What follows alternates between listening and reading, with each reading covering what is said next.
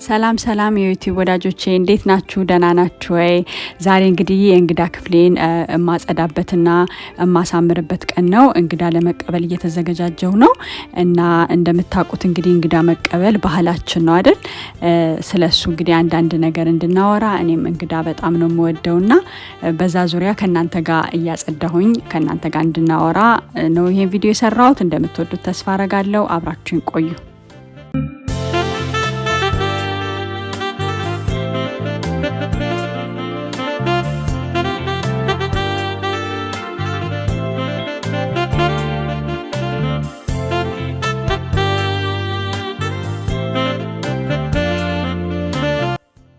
በመጀመሪያ እንግዲህ ሩሙ ይሄን ይመስላል። ከመጽዳቱ በፊት ያለውን አልጋ ልብስ፣ አንሶላ ከላይ የሚነሳሳውን ነገር በሙሉ በማነሳሳት ነው መጀመሪያ እንግዲህ ጽዳቴን የምጀምረው።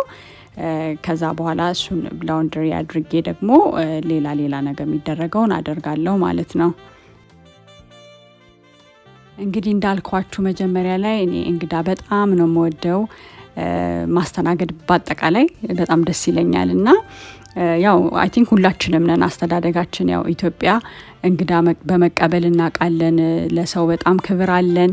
እንደውም አባቶቻችን ማያውቁትንም እንኳን ሰው በአካባቢያቸው ሲያልፉ የመሸበትን ሰው ማሳደር በጣም የተለመደ ነበር ድሮ ማለት ነው ድሮ እና አሁን ግን ያው ከኑሮም አንፃር ካለውም ሁኔታ አንፃር እሱ ባህል ያው እየቀነሰ ቢሄድም ስቲል ግን ያው ስናስተናግድ ሰው አክባሪዎች በመሆን ነው የምንታወቀው እና እሱን ባህላችንን በጣም ነው የምወደው። ለልጆቼም እንዲተላለፍ መልቀቅም አልፈልገው በጣም የሚያስደስተኝ አንድ በጣም ምርጥ የሆነ ባህላችን ነው።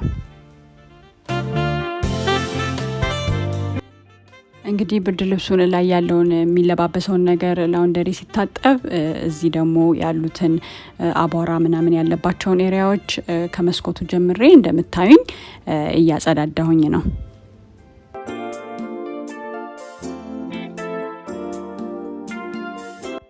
እንግዲህ እኔ ስለ እንግዳ ሳስብ እንግዳ በቃ የኑሮ ዘይቤ ነው መሆን ያለበት ብዬ ነው ማስበው። ትልቅ ቤት ስላለን ወይ ኤክስትራ ሩም ስላለን የምናረገው ነገር ሳይሆን ባለን ነገር መቼም እንግዳ የሌለበት ሰው የለም በምንም አይነት ኑሮ ውስጥ ብንሆንም ማለት ነው። እና ያን ነገር እንደ ባህል ልጆች ካሉን አሁን ልጆቻችን ብዙ ጊዜ ሰው እንዲወዱልን ከሰው ጋር በጣም ሰው የሚቀርቡ ልጆች እንዲሆኑ ስፔሻሊ ደግሞ ከሀገር ውጭ የምንኖር ሰዎች ማለት ነው እንደዛ እንፈልጋለን። እና እሱንም ነገር ሊያመጣው የሚችለው ትልቁ ነገር ብዬ የማስበው ይሄ የምናረገው ለምሳሌ እንግዳ የምንቀበል ሲሆን ልጆቹ እንግዳ ሲያዩ ቤት ውስጥ ሰው መውደድን፣ ሰው መቀበል፣ ሰው ማክበርን ለምሳሌ ክፍል ሳይኖረን ሲቀር ተነስተን አልጋችንን ወይ እነሱ ልጆቹን አስለቅቀን እንግዳ ሲያርፍ እሱ በሙሉ ለልጆቹ የሚሰጣቸው ቫልዩ ይኖራል። እኛም ደግሞ እንግዳ ስናስተናግድ በረከት ነው። እንግዳ ብዙ ጊዜ የምናካፍለው ነገር ራሱ ሲኖር በጣም ደስ የሚል ነገር ነው። መቼም እግዚአብሔር ሲሰጥ ነው ለሌላውም መስጠት የሚቻለውና በጣም መልካም ነገር ነውና ይሄን ነገር በደንብ አጥብቀን እንድንይዝ ላበረታታችሁ ነው እንግዲህ ዛሬ እቺን ቪዲዮ የሰራሁኝ። በዚህ አጋጣሚ ሌላም ልነግራችሁ መፈልገው ነገር ያው ስለ እንግድነት ሲነሳ ማለት ነው እኔ በጣም እንግዳ ስለምወድ ኤርቢኤንቢ ሰርቼ ነበር የተወሰነ ጊዜ። አሁን ከረንትሊ አልሰራም፣ ግን በጣም የጠቀመኝ ቤቴ ቁጭ ብዬ ከልጄ ጋር ሆኜ ግን በጎን በኩል ጥሩ ገንዘብ ጀነሬት እንዳደርግ አድርጎኝ የነበረ ቢዝነስ ነው እና እኛ ደግሞ ጥሩ ነን እንግዳ ስንቀበል እንችልበታለን እና በጣም ጥሩ የሆነ ቢዝነስ ሴፍ ነው። አፕ ነው ስልካችሁ ላይ የሚጫን አፕ ነው ለማታውቁ ሰዎች ማለት ነው።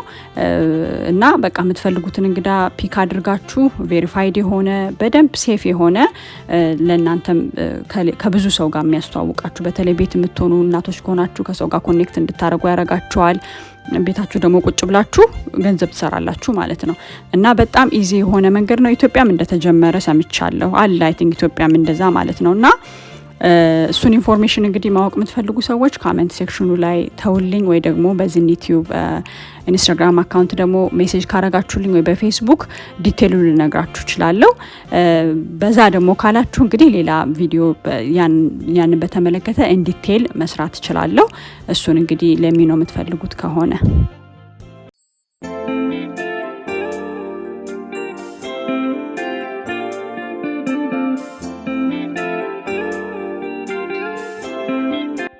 አልጋውን አነጣጥፌ ከጨረስኩኝ በኋላ እንግዲህ በቃ ከዚህ በኋላ ትንሽ ቤቷን ማሳመር ነው።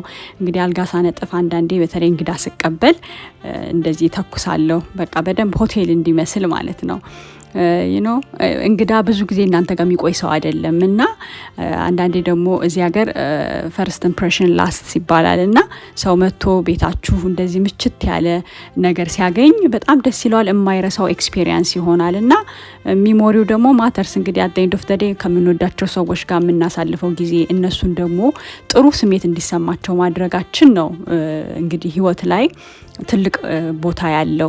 በኋላም ዞር ብለን ስናስበው ያ ሞመንት ላይፋችን ላይ የሆነ ጊዜ ነው የምናስታውሰው ማለት ነውና ያው ብዙ ጊዜ በኋላ ካለፈ በኋላ ለሚሞሪ ነው የምንኖረው እና የተቻለውን ነገር እኔ እናቴ ድሮ ሽቶ ተቀባ ነበር እንግዳ ሲመጣ እንደምታዩት እኔም አሁን ስቲል አረጋለሁ። ያ ሚሞሪ አለ እና እንግዳ ሲመጣ በቃ እንደተወደዱ እንዲሰማቸው እፈልጋለሁ። በጣም በቃ it's just childhood ያስታውሰኛል። በጣም ነው በቃ ደስ የሚለኝ እንግዳ በጣም ነው የምወደው።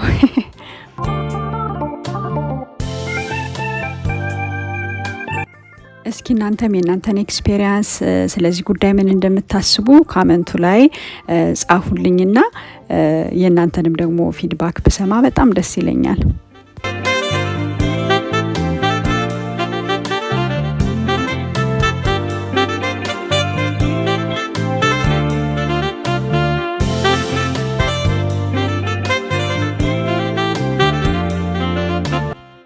እንግዲህ በመጨረሻ የዛሬ መልእክቴ በቃ እንግዳ ከመቀበል አትድከሙ። እንግዳ የምትቀበሉ ሰዎች ከሆናችሁ እንግዲህ በደንብ አጠናክራችሁ ቀጥሉ። በተለያየ ምክንያት ደግሞ እንግዳ መቀበል የሰለቻችሁ የደከማችሁ ደግሞ አንደርስታንድ በጣም የሚያደክም ብዙ ነገር አለ።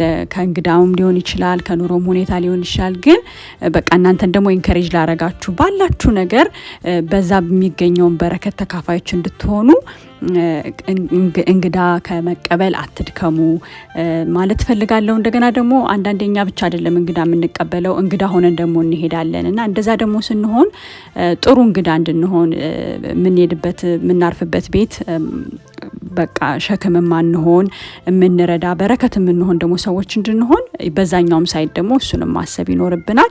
ጥሩ እንግዳ እንድንሆን ሌላ እንግዳ ያ ሰው እንዲቀበል የምናበረታታ አይነት እንግዳ እንድንሆን ማለት ነው እና እንግዲህ የዛሬ ቪዲዮ ይህን ይመስላል። እንግዲህ እንዳበረታታችሁ እንደወደዳችሁት ተስፋ አረጋለሁ። ከወደዳችሁት ደግሞ ሁሌ እንደምላችሁ ላይክ ማድረግ እንዳትረሱ።